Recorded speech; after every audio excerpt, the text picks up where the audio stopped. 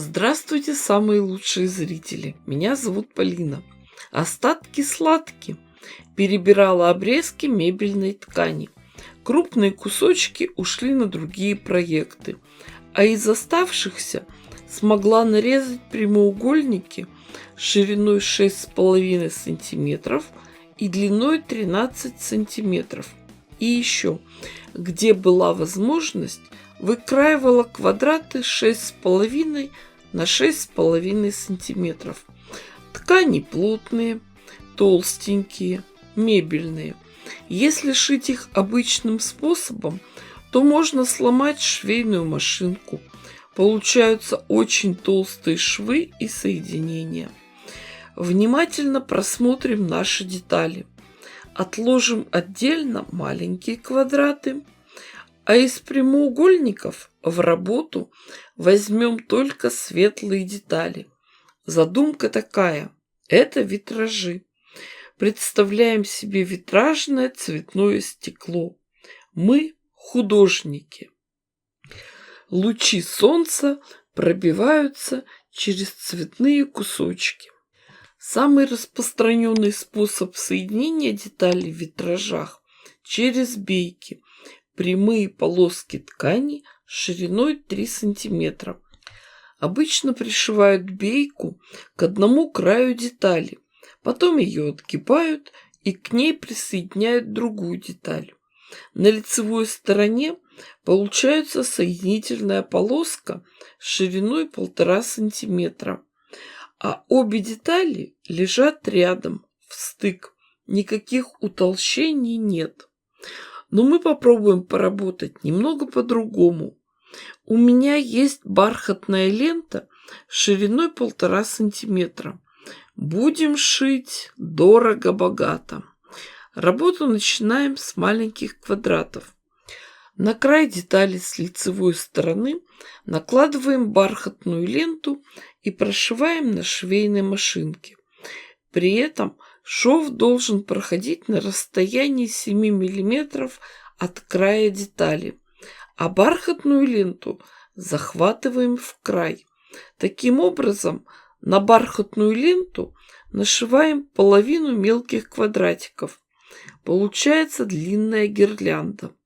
А после этого переходим к работе с прямоугольниками. Также нашиваем их на ленту гирляндой.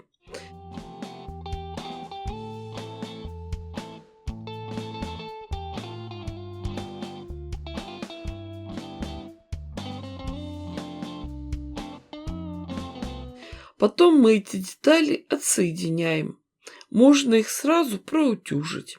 На следующем этапе мы два маленьких квадрата будем соединять вместе, сшивать в один прямоугольник. Детали соединяем, укладываем в стык, сверху закрываем бархатной лентой и пришиваем второй край. Естественно, в пару подбираем контрастный цвет. Темное, светлое.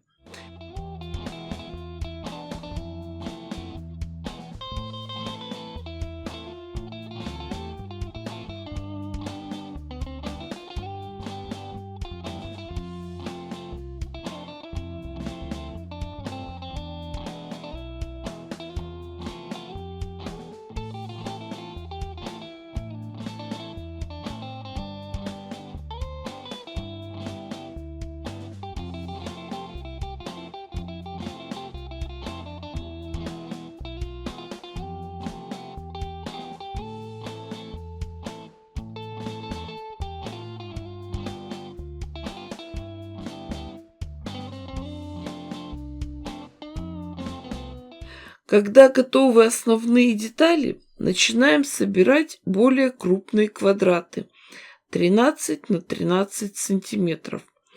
К прямоугольнику присоединяем пару отшитых квадратов. Если хотите, то можете собрать большие квадраты из 4 маленьких квадратиков или поискать в запасах и найти целые квадраты 13 на 13 сантиметров. Это уже на ваш вкус.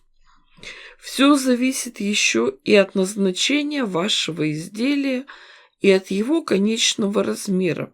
Понятное дело, если вы планируете сшить таким образом лоскутное покрывало, плед, панно или коврик, то лучше брать детали покрупнее. А если вам нужна сумка или косметичка, то и детали берите мелкие. После того, как готовы большие квадраты, немного поиграем с раскладкой. Нам надо, чтобы все цветные детали были распределены равномерно. У меня 16 квадратов. Раскладка 4 на 4 детали. Когда мы определились с раскладкой, переходим к следующему этапу работы. Ко всем деталям первого вертикального ряда с правой стороны пришиваем бархатную ленту. Принцип работы такой же, как и на предыдущем этапе. Прошили одну деталь, тут же в стык нашиваем следующую. Никаких промежутков и лишних стежков между деталями не делаем. То же самое сразу же делаем и с деталями второго и третьего вертикального ряда. А потом к бархатной ленте, разграничителю, приставляем детали следующего вертикального ряда и пришиваем. Таким образом, мы соединяем вместе все детали полотна.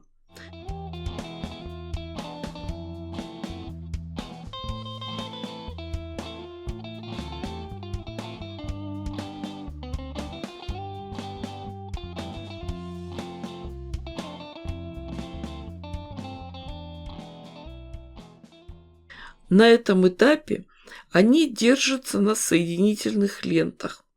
И остается только закрыть бархатной лентой горизонтальные швы. Чем хорош такой способ? Все детали одного размера, уголки уже все на месте, не надо мучиться со стыковкой. Все получится очень хорошо. Изнанка у нас прекрасная, ткани лежат ровно, нет толстых швов и утолщений.